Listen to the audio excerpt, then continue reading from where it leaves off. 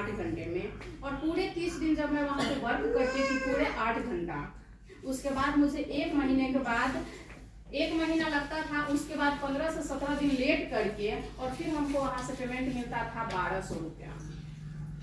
वो 1200 रुपया लेकर के जब हम घर से, और ये 2002 की घटना है, हम ये 2002 की आप लोग से कहानी बता रहे हैं। और जब हम घर से बाहर वो 1200 रुपया लेकर निकलते थे, वो 1200 रुपया हमारा राशन वालों के दुकान पे रख जाता था, क्योंकि हमारा खाता उधार चल रहा था। क्योंकि शहर में हम रहते थे, हमारे पास कोई खाने का सुविधा नहीं था, हमारे पास कहीं रहने का ठिकाना नहीं था। अगर रह रहे थे तो किराए पे रह रहे थे, एक रूम में खा रहे थे तो वो उधार लेकर खा रहे थे। क्यों? क्योंकि मेरे पास कोई सुविधा नहीं था, हमको कोई जानने पहचानने वाला उस अनजान शहर में नहीं था। सपोज दैट इसमें हमारे बहुत सारे साथी हैं जिनको कि वो सब चीज से गुजरना पड़ता होगा, गुजर रहे होंगे इस तरह से। और हम दोनों हस्बैंड वाइफ वहाँ 1200 पे ही काम करते थे, और दोनों हस्बैंड वाइफ को मिला करके ऐसा लगता था कि थोड़ा सा ओवर टाइम मिल जाए ना तो हम ओवर टाइम कर लेंगे, क्योंकि मेंटेन नहीं हो रहा है। फिर हम 4 घंटा का टाइम बढ़ाते थे सुपरवाइजर को बोलकर कि सर आज मेरा हाजिरी कार्ड नहीं दीजिएगा, हम 4 घंटा और काम करेंगे। और सुबह 7 बजे से लेकर के और शाम 7 बजे तक, यानी सुबह 6 बजे घर से बाहर निकलते थे तो रात को 8 बजे घर आते थे। और पूरे महीना जब बीतता था तो हाथ में पेमेंट आती थी कितना, 1200 और 400 1600, महीने का 1600, और ड्यूटी आवर कितना 12 घंटे। दोनों पति पत्नी साहब जी को कभी कभी 16 घंटा भी रुकना पड़ता था। क्यों? क्योंकि हमारी मेंटेन नहीं हो रही थी, क्योंकि 600-500 रूम का रेंट लगता था, और 2000-2500 हमारे दोनों पति पत्नी के खाने का भोजन का खर्च आ जा रहा था। अगर कभी कुछ हो गया, कभी बीमार पड़ गए, कभी कुछ हो गया तो दूसरे के आगे हाथ फैलाना पड़ता था कि 1000 रुपया दे दीजिए, 500 रुपया दे दीजिए, हमको ये इलाज करवाना है, हमको दवाई लेना है, या हमको डॉक्टर के यहाँ जाना है। जाना कहाँ है, किस डॉक्टर के यहाँ जाना है?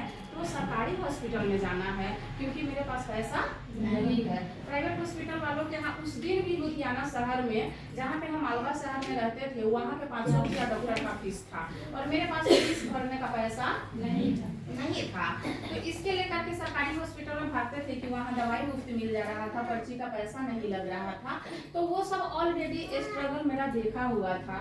जब हम वापस अपने गांव आए, दोनों पति मिलकर के काम करते हुए भी बहुत ज़्यादा तंग हो गए, और तंग होने के बाद शहर छोड़ने का डिसीजन किए, क्योंकि 12 घंटा 14 घंटा 16 घंटा काम करने के बाद भी मेंटेन नहीं हो पा रहा था। फिर भी कहीं ना कहीं से किसी न किसी का 1000, 1500, 2000, 5000 शरीर पे कपाल पे चढ़ा हुआ रहता था, और घर से ये जाता था कि वो दोनों पति पत्नी कमा रहे हैं लेकिन घर में पैसा नहीं भेज रहे हैं। क्योंकि ऐसा होता है ना ज्यादातर घरों में, जिनका पति जिनका बेटा अगर बाहर रहते हैं तो वो किस कंडीशन में है ये मालूम नहीं होता है, सिर्फ ये मालूम होता है कि वो कमाने गया हुआ है तो पैसा आना चाहिए।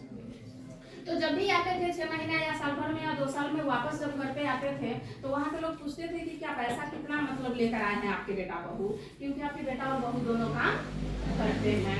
वहाँ से डिसीजन हम लिए कि नहीं, यहाँ हमारा गुजारा होने वाला नहीं है, यहाँ हम टिकने वाले नहीं है, यहाँ हम कुछ बेहतर हमसे नहीं हो पाएगा। फिर हम 2006 में वापस आए लुधियाना से, और 2006 में वापस आए तो दोनों पति पत्नी डिसीजन करके ही वहाँ से आए थे। और सबसे बड़ा संजोग ये है कि हम जहाँ भी रहे हैं दोनों रहे हैं। शहर में रहने का डिसीजन हुआ तो दोनों रहे, पापा मम्मी का उसमें सपोर्ट था कि किसी तरह का कोई ये नहीं है। हम बड़े ही खुशनसीब हैं कि हमारे सासू माँ और ससुर जी भी बहुत अच्छे हैं, और शुरू से हर कामों में हमारा सपोर्ट करते गए हैं। जब बाहर जाने का बात हुआ तो बोले कि हाँ आप लोग जा सकते हैं, और अच्छे से रहिएगा, फोन करते रहिएगा, बातचीत करते रहिएगा। जब वहाँ से वापस आए, लगा कि अब गुजारा नहीं होगा। जब वापस आए 2006 में, तो 2006 से लेकर के और अपने गांव भर में काम ढूंढने का प्रयास किए। आप लोगों के पास तो आज ऐसा अपॉर्चुनिटी है कि आप जितना कमाना चाहेंगे उतना कमा सकते हैं। 2006 में हम अपने पंचायत में, हम अपने गांव में, हम अपने ब्लॉक में जगह जगह पर जाकर के अपने काम का तलाश करना स्टार्ट किए। एजुकेशन हमारी इंटर थी, इंटर होने के बावजूद भी हमारे पास कोई रोजगार नहीं था, हमारे पास कोई काम नहीं था, हमारे लिए कोई स्पेशल वर्क क्या यानी लो से लो वर्क भी नहीं मिल रहा था जिससे कि हमारे घर का काम चल सके। हमने स्टार्ट किए सिलाई करना। सिलाई करना भी स्टार्ट किए तो सिलाई किसका चलता है? जिसका पहचान होता है, जिसका सर्किल होता है लोग में, उसका ही ये कारोबार चलता है। सिलाई करना हमें स्टार्ट किए। सिलाई मेरा नहीं चल रहा था, थोड़ा बहुत चल रहा था, लेकिन उससे कुछ होने जाने वाला नहीं था। जो मेरा मिशन था उस मिशन में हमको लग रहा था कि ये कुछ भी होने वाला नहीं है। हम बच्चों को कोचिंग कराना स्टार्ट किए। बच्चों को कोचिंग में ऐसा होता है कि मम्मी पापा उसको कोचिंग के लिए भेजते तो है, लेकिन पेमेंट के लिए वो इतना इच्छुक या समय से देने में इच्छुक नहीं रहते हैं। तो आप काम करते जाइए, लेकिन पैसा आपको समय से नहीं मिलेगा। फिर एक पास के कॉन्टेंट से मेरे पास एक मैसेज आया कि मैडम आपके पास समय खाली है तो आप हमारे कोचिंग में, आप हमारी स्कूल में समय दीजिए। जो मेरे घर के पास में ही एक स्कूल था उसमें हम जाना स्टार्ट किए। वहाँ जाना स्टार्ट किए तो हमको पेमेंट मिलना स्टार्ट हुआ कितना, 800 रुपये महीने का। फिर से हम वापस उसी दुनिया में आ गए जिस दुनिया को छोड़कर हम यहाँ आए थे। अंतर यहाँ यही था कि यहाँ हमारा रेंट का घर नहीं था, यहाँ घर मेरा था, जमीन मेरा था, यानी खाने का अनाज जमीन से उपज हो जा रही थी और रेंट हमको देना नहीं होता था। तो 800 रुपया में हम स्कूल में जाना स्टार्ट किए, क्योंकि अंदर ये था कि हम जब तक कुछ करेंगे नहीं तब तक कुछ होने वाला है नहीं, क्योंकि हम दोनों पति पत्नी एक ही रास्ते पे एक ही सर्किल के थे। तो जो भी करना था, और ये चीज दिख रहा था कि हम कमाएंगे नहीं तो कमाने के बिना कुछ भी होने वाला नहीं है। घर से भी उतना मजबूत नहीं थे, जमीन जत्था से भी उतना मजबूत नहीं थे, तो बस एक ही चीज दिख रहा था कि कमाना है, स्वरोजगार तो चाहिए, हमारे कमाने के लिए रोजगार तो होना चाहिए। हम 800 रुपये का स्कूल में टीचिंग का वर्क को संभाले। वहाँ जब जाते थे तो पूरा दिन निकल जाता था। कुछ सिलाई के लिए भी जो कपड़े वगैरह आते थे वो सिलने के लिए मेरे पास समय नहीं बचता था। तो बस 800 रुपया में हम वहाँ बंद गए। जब 800 में हम बंद गए तो हमको 2011 में पता चला कि हमारे फील्ड में जीविका नाम का संस्था काम कर रहा है। तो जीविका में ज्वाइनिंग कैसे होता है तो ये चीज हम पता करना शुरू किए।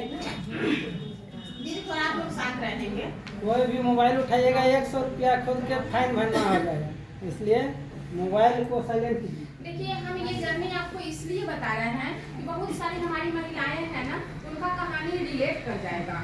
क्यों रिलेट कर जाएगा कि महिला करना चाहती है लेकिन वो खुलना नहीं चाहती है। वो सब चीज करना चाहती है लेकिन उनको लगता है कि बड़े आसानी से हमको मिल जाएगा। तो शायद आपका ये जो मेरा 5 से 7 मिनट का आपका ये कहानी होगा, ये आपके कहानी से रिलेट कर जाएगा और आपको हौसला मिलेगा कि आप भी कर सकती हैं। तो ये बात आप लोगों को बस इसलिए हमको बताने की आवश्यकता है कि हम 800 रुपये में जब स्टार्ट किए उसको भी हम ईमानदारी से निभाए। 2011 में हमको पता चला कि हमारे यहाँ एक परियोजना काम कर रहा है, उसका नाम है जीविका। अब ये हम पता करने लगे कि हम जीविका में कार्यरत, यानी हमको अगर काम करना है तो कैसे काम करना है, क्योंकि कुछ पता आता आपको होगा तभी तो आप कुछ करेंगे। आपने आज आरसीएम को सीखने आए हैं तो आरसीएम करना कैसे है ये पहले पता तो होना चाहिए, तभी तो आप आरसीएम कर पाएंगे ना।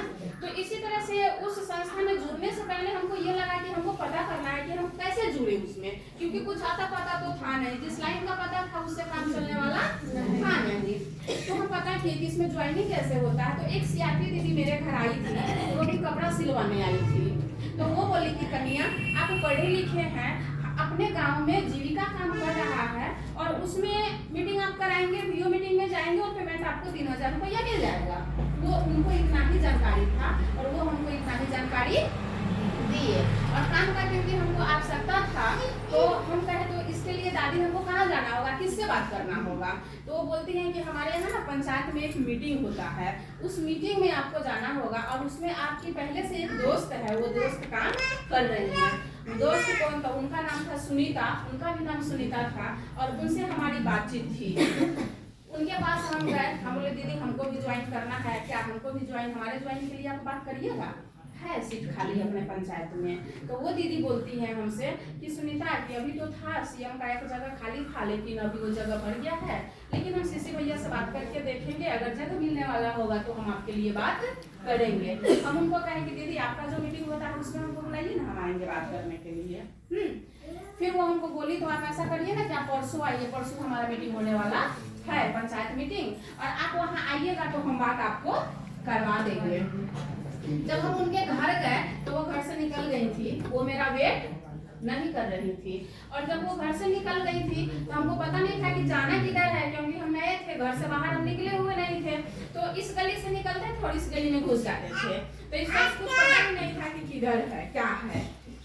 फिर उनके घर गए, पता चला कि वो नहीं है। तो एक बगल में बुजुर्ग बैठी हुई थी, उनसे हम पूछे कि दादी ये सुनीता दी का मीटिंग कहाँ पे होता है? तो कहे कि बउआ कि पता तो नहीं है कि इनका तो कभी यहाँ कभी, क्योंकि जो लोग जीविका में वो लोग जानते होंगे कि उनका समूह का मीटिंग जो होता है वो अलग अलग जगहों पे होता है, और उनका पंचायत मीटिंग जो होता है ना वो भी कभी यहाँ कभी वहाँ रह करके हो जाता है। हम एक रेट तो कन्या नहीं बता पाएंगे कि वो कहाँ गई है, लेकिन वो जो रवीन ठाकुर है ना उनके दरवाजा पे आप एक बार देख लीजिए। उनको हम कहें कि कौन सा रवीन ठाकुर, क्योंकि कोई पहचान नहीं, हाँ नहीं, हमको किसी का दरवाजा पता नहीं था, हमको किसी का नाम पता, कोई नई बहू को पता होता है क्या? जो घर से बाहर नहीं निकलता उनको कुछ पता नहीं होता है।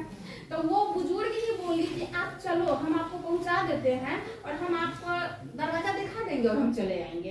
हमने ठीक है चलिए। तो उनके साथ तक हम पंचायत मीटिंग में गए और वहाँ पे सीसी सर थे, एसी सर थे, और उनको हम प्रणाम किए, उनके पास हम बैठे और उनको हम कहे कि सर हमको भी जीविका में ज्वाइन करना है, हमको भी कोई काम चाहिए क्या, अपने पंचायत में काम है क्या?